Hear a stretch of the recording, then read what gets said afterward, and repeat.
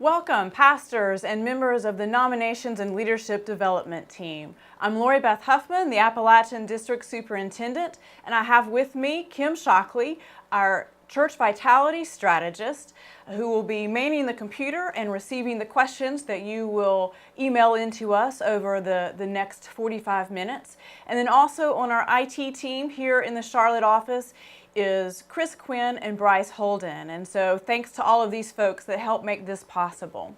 So we're going to spend the next 45 minutes or so talking about some strategies and best practices and expectations for your nominating process for leaders at your church. So we will begin with the nominations webinar handout, and it just has on there the agenda that we will go through for this evening. The first one is I will spend a few minutes talking through the job responsibilities and duties per the Book of Discipline. Then we'll do a kind of a process overview and look at some techniques or strategies that you can use to accomplish what you are required or expected to do. And then we will go over some best practices and tips for you to be successful. In between all of that, if you have questions, I will be happy to stop and answer those as well. So let's begin with the Book of Discipline. First of all, you'll notice that the name of your team is Nominations and Leadership Development. I think for a lot of us, we drop the leadership development and just call it nominations, but it's important for you to realize that your responsibilities are twofold. We have the nominations part of it down pat, but I think many of us fail to live into the responsibilities of doing leadership development for those that we have asked to lead. So we'll talk about ways to do that tonight.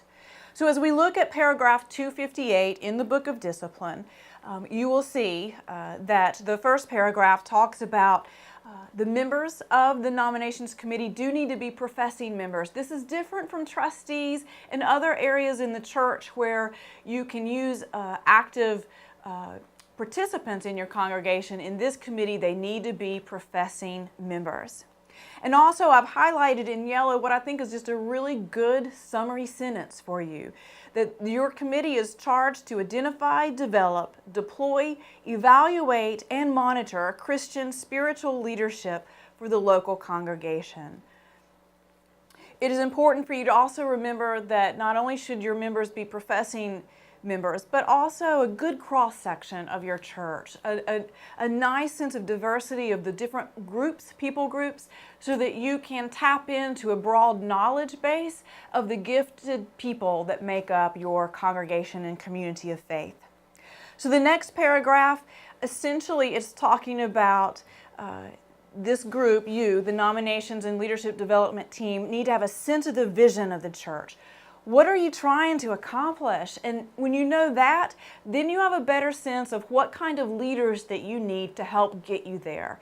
So it is really important that you be in tune with where the leadership is trying to take the church and what you are trying to, your goals that you're trying to work towards. It also says in that second paragraph to provide a means for identifying spiritual gifts and abilities of the membership. We're going to talk about that in more detail as well. So letter A, the important piece there is that this work should be done throughout the year.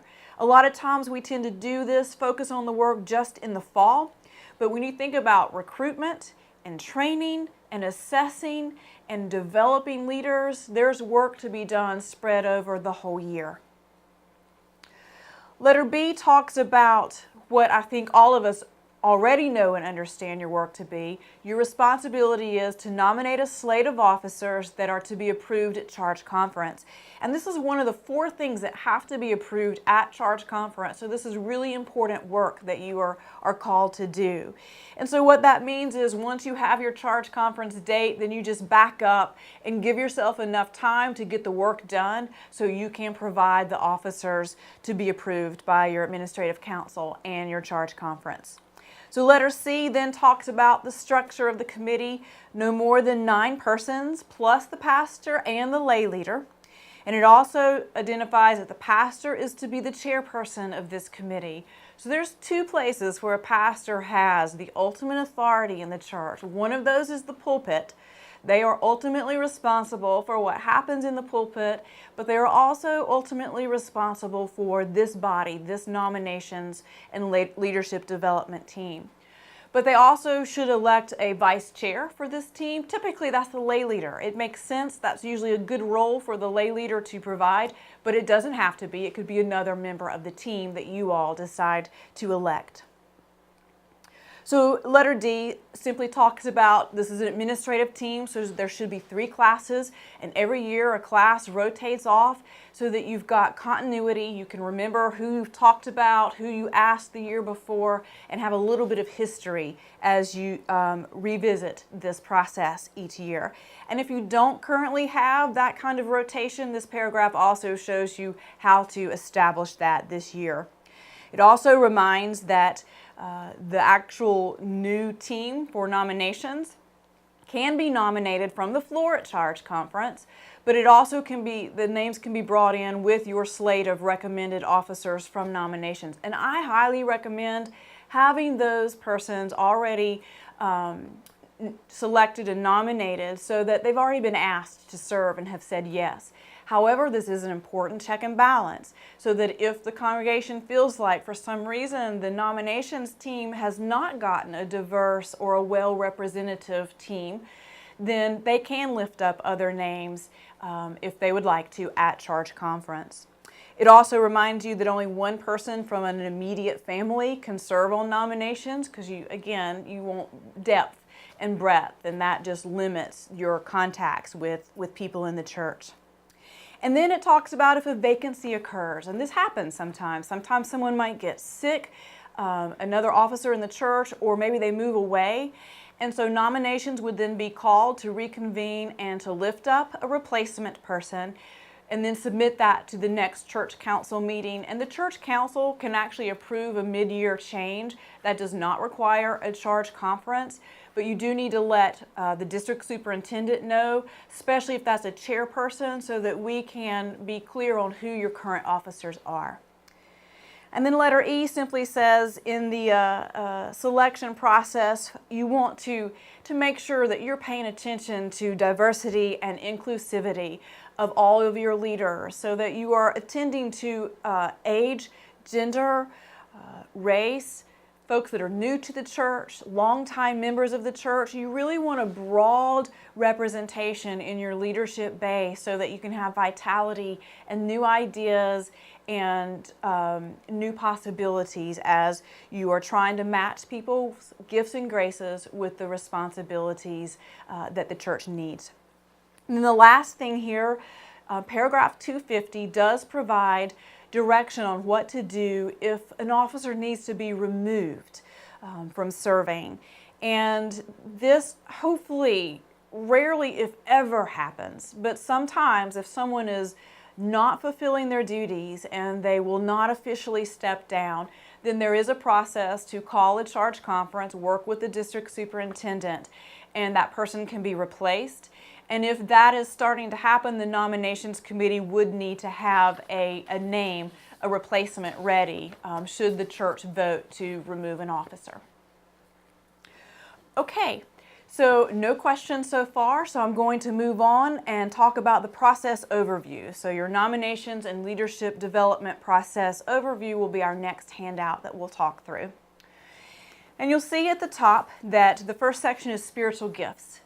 And this is mentioned several times in the Book of Discipline. So if your church doesn't currently have a way of identifying and tracking spiritual gifts of your membership, then actually it would be your responsibility as a team to work with the pastor to try and develop some sort of system. There are a lot of resources out there. And on the resource sheet, which is also one of your handouts, there's several curriculums and resources that you can use that are pretty good. This takes time to do, but it is well worth it, because when you are able to help folks figure out what are their gifts and graces, what are they passionate about, what are the ways in which they are wired to serve, it makes it so much easier to get the right people in the right places at the right time. Now, some people during their stewardship process do a time and talent survey, and that's another way of getting folks to share areas that they're interested in or areas they want to volunteer or places that they want to serve. And so make sure that you've got that information as well from the last time a time and talent survey was done. So then the next section is the nominations process. And this is just a suggestion or a framework for you to use. Maybe you're really happy with the process that you use, or maybe you think there could be some improvements. So what I share with you is what has really worked for me, and I've also talked with some other pastors and kind of put together what looks like the best possible system. So the pastor is the head of the committee, and they're responsible for gathering you together. And the first thing they should do is put together provide a list of all the current officers for all of your administrative teams and even your ministry teams. And that should show you where the vacancies are, but it should also show you your whole leadership team across the church. This is really helpful information, especially for new people coming on board, so they can see who all is involved, where. It shows you the people that have multiple positions. And then most importantly, it shows you who may be rotating off, how long someone has served in a certain position, and again, where are the vacancies that you need to focus your attention on. The other thing that I like to do, particularly for those administrative teams, is list out by class. So for instance, this year for nominations, we'll use you as an example. Under that category, it would say class of 2014 with 3 names, class of 2015, class of 2016, and class of 2017. So your folks in the class of 2014 are the people that are going to rotate off December 31st of this year. And your class of 2017 are going to be your new nominees for this year that will begin service on January 1 of next year. So the other critical tool to have, the pastor should provide job descriptions for all of your leadership positions. And that way you've got some basic information that can then guide you and show you what is expected and needed. This is helpful for a lot of reasons. One, it helps you figure out, okay, here's the skills that someone needs for this particular job. And then when you're actually doing the ask, you've got information to go on when you're trying to explain the responsibilities to the person that you are asking. And then thirdly, when it's time to set that person up to start their job, you can give them the job description to help them understand what their new responsibilities are. So once you have those 2 tools, your leadership list and your job descriptions, then you're ready to begin the work of lifting up names. And this can happen in a couple of different ways.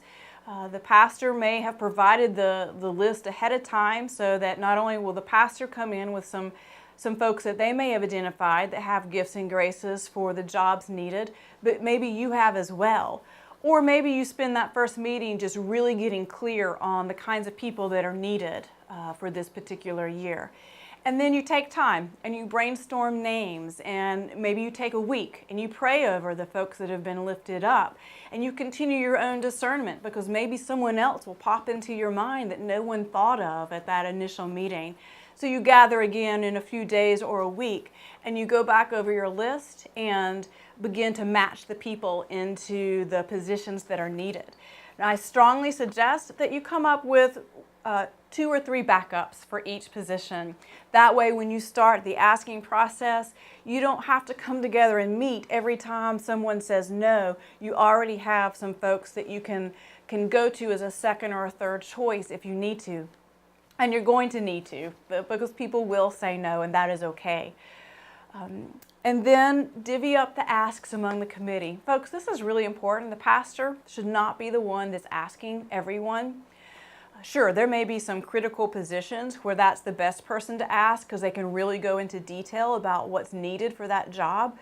But sometimes the pastor's not the best person to ask. Sometimes it's you, that you might know someone better. And that way you can try and figure out who's the best person to ask, and make sure you're sharing that responsibility. Also, don't ask someone via email. Do it in person or by phone. That's a much, much better way to approach someone.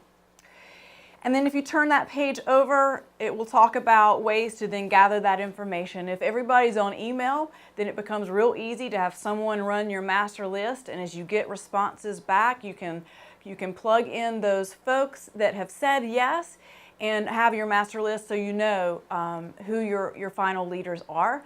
And then you'll be able to tell if you need to meet again in order to lift up more names. Every year, it seems like there's some position that becomes difficult that you get several no's on. And sometimes it just takes several tries to find the right person, and don't get discouraged about that. It's best to get the right person in the job and just keep praying and discerning until that happens, as opposed to trying to kind of coerce or force someone into taking a position, because they will end up not doing a faithful and good job, not enjoying it, and maybe even resent the process or being asked to serve in that way. If you don't do email, then you just have to set up meetings so that you can reconvene, gather your information, and then keep the process going until you have found all of the leaders that are needed for this year. The cool thing is when your list is completed, then you've already got what could be presented to your administrative council for their approval before the charge conference. You already have the handout that can be included in the charge conference documents that your church needs to see who the leaders are. Plus, that's the document you can send to the district office, as we also want to see who your list of leaders are for this year, not just your chairpersons.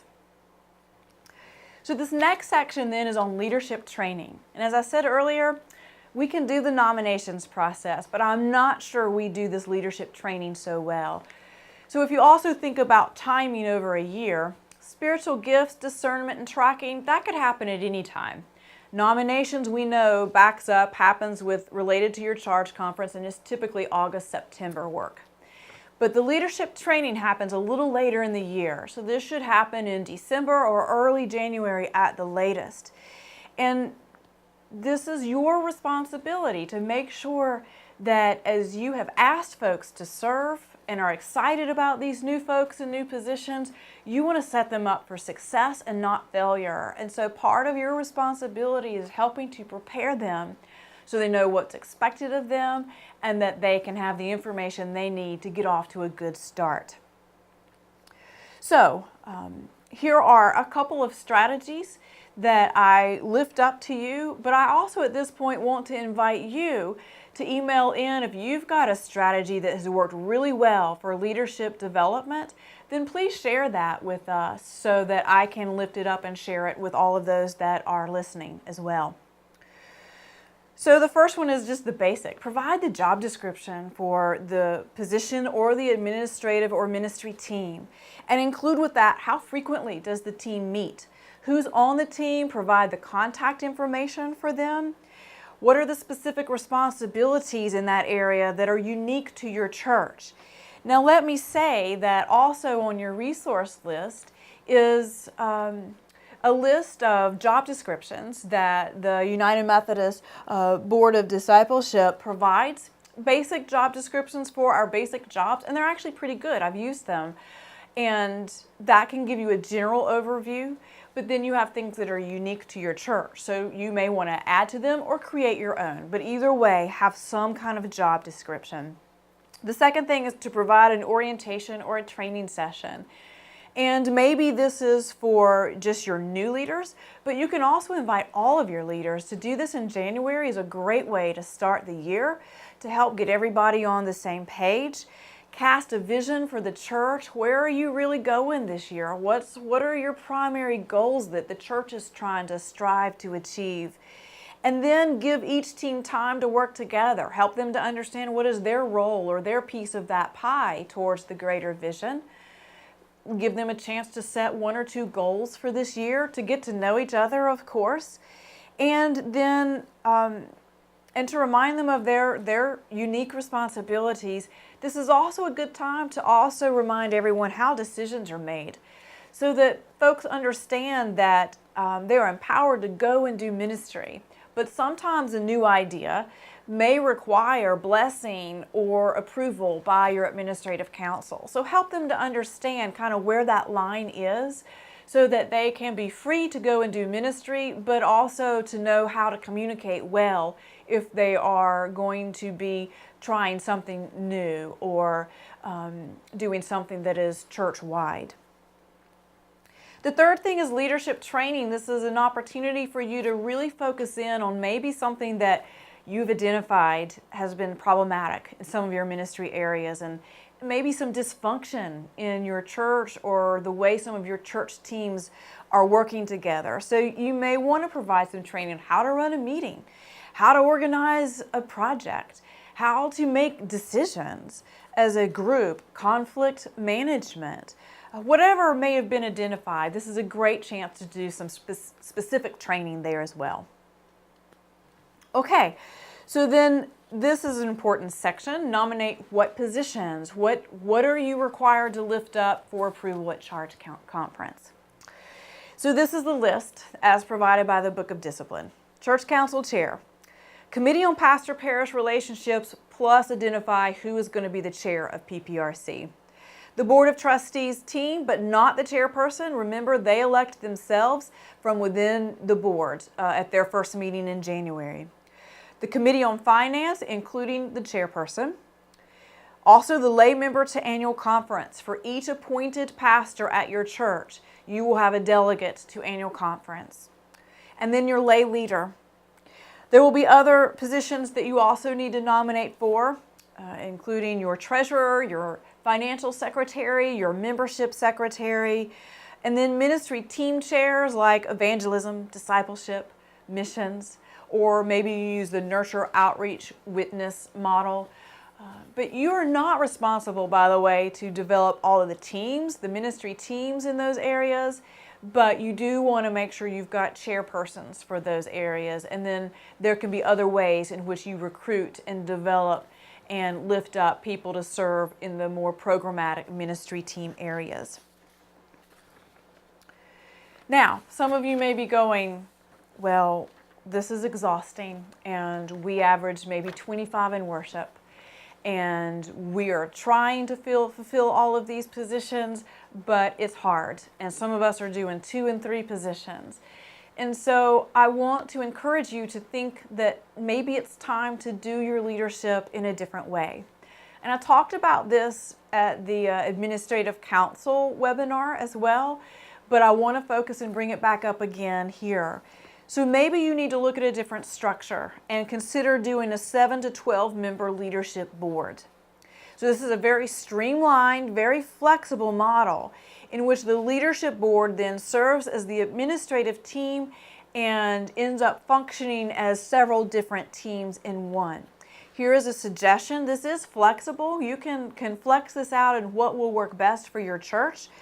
But the leadership team obviously includes the pastor, the finance chair, trustees chair, pastor, staff, parish relations committee chair, and the lay leader. And then you're also going to want some representatives to your ministry areas. So maybe you would name them the nurture rep, the outreach rep, the witness rep, however you want to handle that, but you want someone to bridge over to those boots on the ground programmatic ministries so that there's a connection to what the leadership of the church is trying to do. And so how that works is, as the administrative work then is needed to be done, this board then covers that. So for example, it's time to do budget. Then the finance chair will be responsible for leading that meeting and heading up that project, and this leadership team serves as the finance committee to work on the budget. Or maybe it's time to do the clergy evaluation. So the PPRC chair then heads up that project, and it has the team then work on doing the evaluation. Trustees, the same thing. Maybe some decisions need to be made about facility management or property. Then this group puts on the trustees hat and serves as the trustees. So that you end up being able to have fewer people to be able to do the work. So hopefully you've got some folks that are resting in the wings and that you can actually have a rotation in a small membership church. Now some large membership churches use this as well because it just allows them to be more flexible and able to make decisions and move pretty quickly on things. However, there's still going to be a few teams that are separate.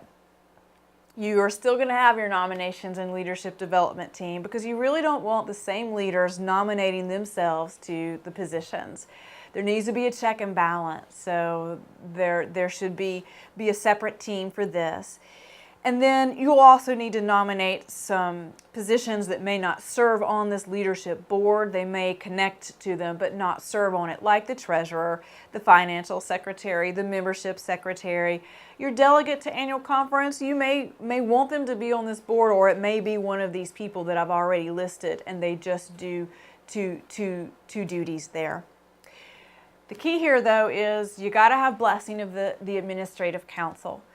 So either the church or administrative council needs to authorize you as the nominations and leadership development team to restructure and lift up these leaders, or you can initiate that, or the pastor can initiate that and ask the administrative council to consider this change.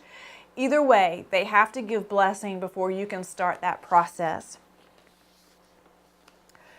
Okay, so if you've got any questions, then please don't hesitate to email those in. Otherwise, we will move on then to tips for success. So it looks like we have a question. We will pause to answer this. Okay, so if you don't have to nominate all the teams for certain areas like evangelism, etc., but only chair of team or committee, then how would you suggest to collect those others? Would the leader of that group simply pick their own helpers? And this is a great question. And I do need to clarify what I mean by that is what I originally said is that was what has to be nominated and approved at your church conference. But some churches may say nominations, we want you to recruit all of those team members, but you don't have to. Sometimes the more effective way is to get that chairperson, and the pastor would work with them and the lay leader would work with them, but take the time and talent survey and look at your spiritual gifts and let that team member help put their team together. Because oftentimes you really need people that are passionate about evangelism, or they're passionate about discipleship, or they really love worship and they want to help be a part of that.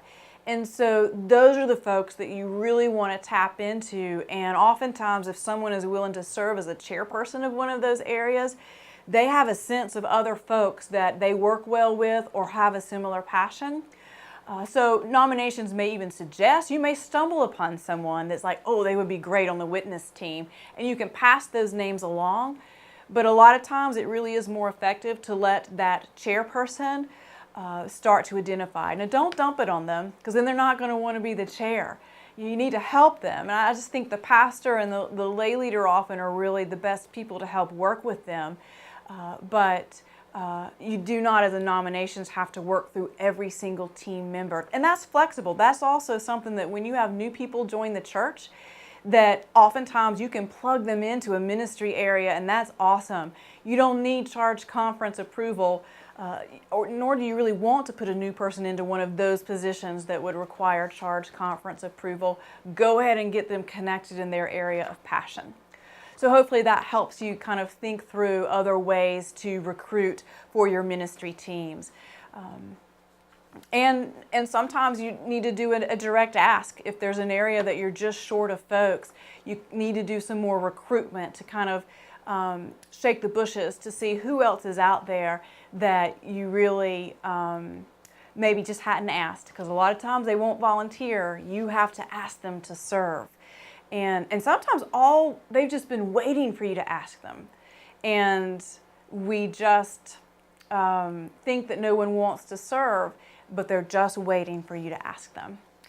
Okay, looks like we have another question. If a church uses the streamlined structure, does this group become the admin council too? Yes, absolutely. I'm sorry if I wasn't clear about that. The leadership board, that leadership team, it is the administrative council. That is the decision-making body that approves all of the ultimate decisions, that casts the vision, that sets the direction and course of the church. So that leadership team is the administrative council. I think it's just easier if you're doing a different structure to call it the leadership team, because it clarifies that they wear many hats and they're not serving just as our traditional Book of Discipline understanding of an administrative council?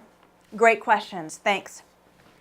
Keep sending them in. I'm going to shift gears and we'll talk about tips for success, and then we'll wrap it up with any final questions that you have submitted.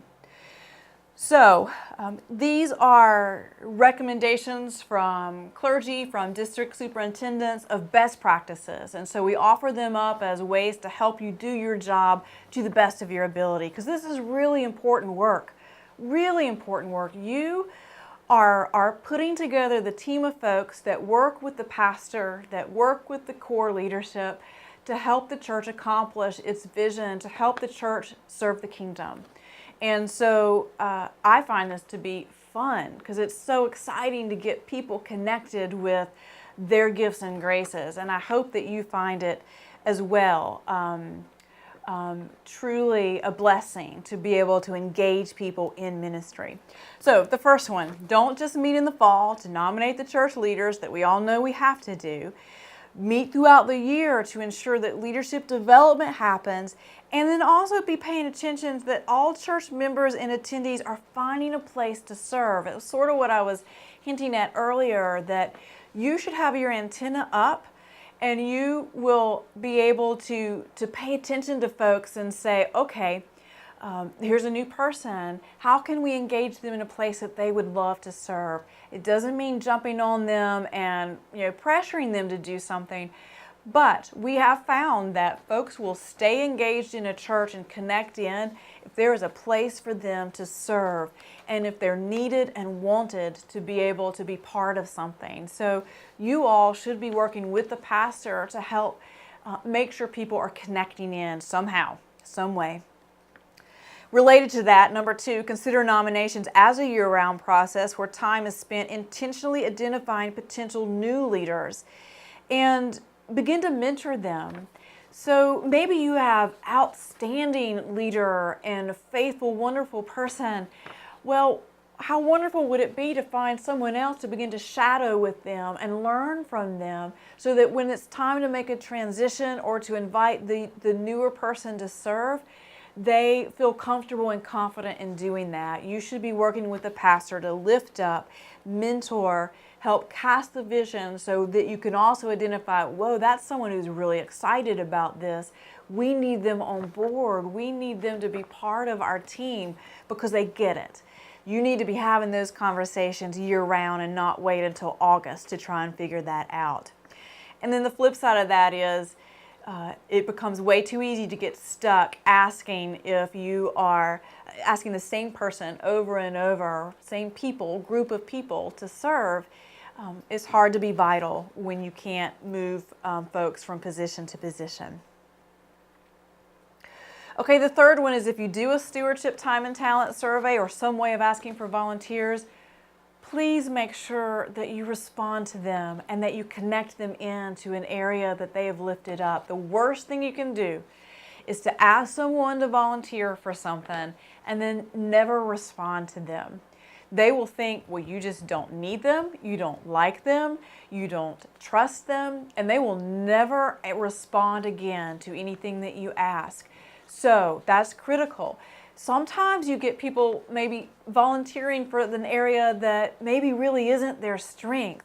And if that's the case, then work hard to find somewhere to connect them in, but don't ignore the response. Always make sure that you follow back up with them.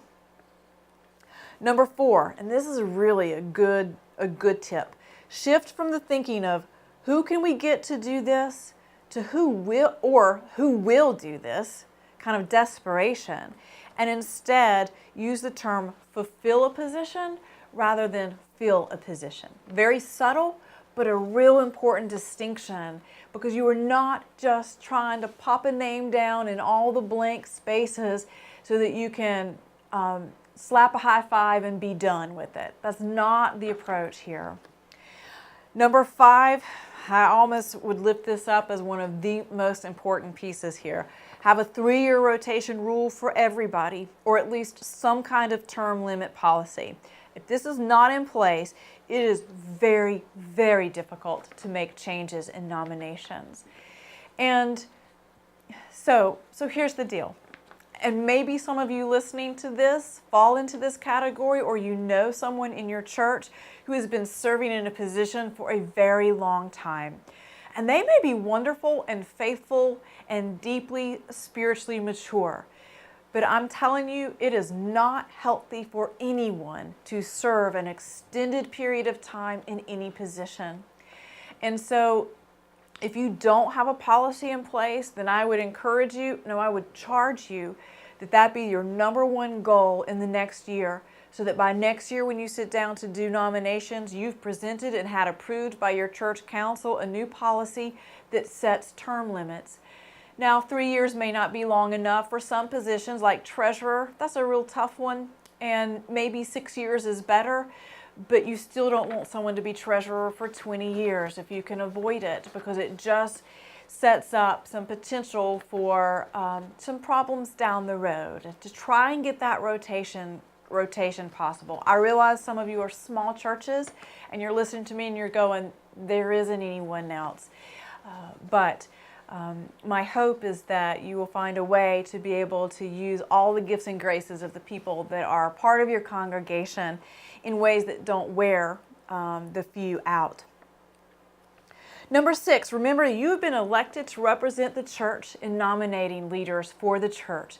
So you need to think on behalf of the whole church and not your personal agenda. This is important. We are a representative body, and you are representing the congregation. They are trusting you to make the best decisions for leaders for the church. So set your agenda aside and think in terms of what's best for everyone. Number 7, here's a tip of what not to do. Don't ever follow through on a recommendation that starts out with, well, you know, so-and-so hasn't been at church in a couple of years. Maybe if we ask them to do this, they'll come back. Don't do it. It's a failing strategy. And I promise you, you'll be right back replacing that position, or you will have someone that is completely disengaged and they're not doing a very good job. It just doesn't work. Number 8, spiritual depth and maturity are more important than any other expertise that a person can have. This really is true. Yes, we do want skills, and some people do have gifts and graces that are important to use, but some of those skills can be taught.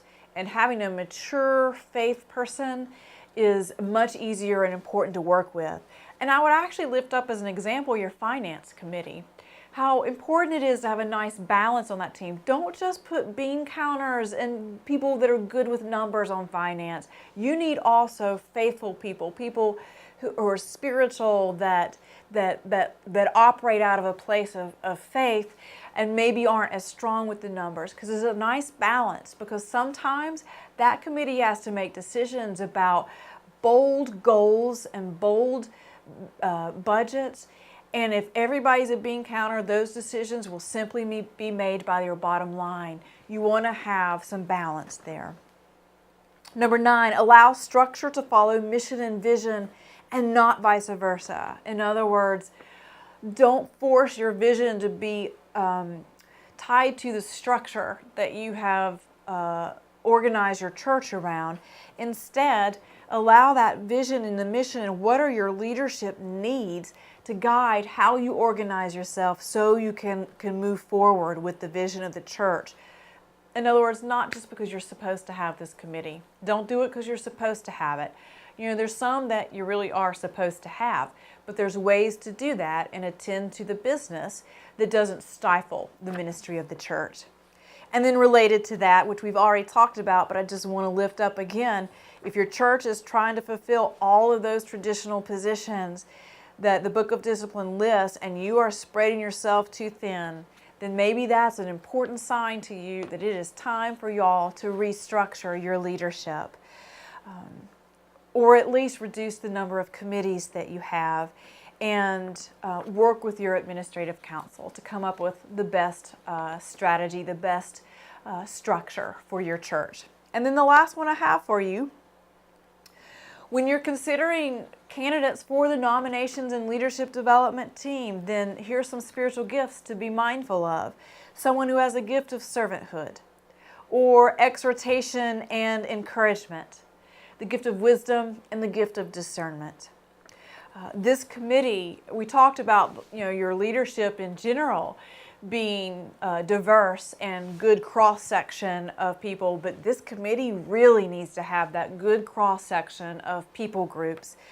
You need to have both old members and new members that are new to the church. You need to, especially the larger the church, the more important this becomes. Cross over into your active Sunday school classes. Get those youth engaged, young adults. This allows you to then tap into the broadest range of knowledge base of the people that are active in your community of faith. So you're not tapping the same old people. Folks may have knowledge of gifts and graces of someone because you have got good diversity in your leadership team. So that's important. Start with your nominations team with that kind of diversity, and then be mindful as well with the larger leadership positions. So it looks like we have another question. If we have an office that was filled mid-year to serve in the class of 2014, can they be nominated to a full term for next year? Okay, that's a good question. You may have had someone that's just started, they are filling in a term. Yes, they can roll in, that's fine. They've not done a whole term, so they're not doing back-to-back terms.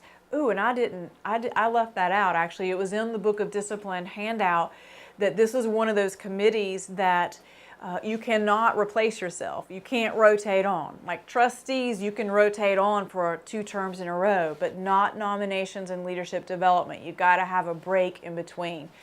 But this is a fine example of where it's fine. They're just filling in. They didn't have a full term. So yes, you can rotate them on. Looks like we've got another question coming as well.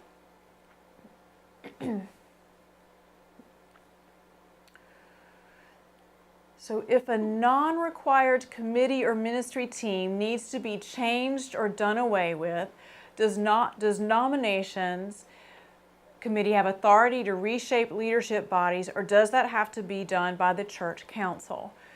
So here's my recommendation for how to handle that. The church council ultimately needs to authorize the nominations committee to lift up a different set of leaders. You can handle that in one of 2 strategies. Maybe your leadership team is your nominations and leadership development team is really strong, and you can entrust them. I mean, once you've figured out what the structure is, then let them work on lifting up the leaders.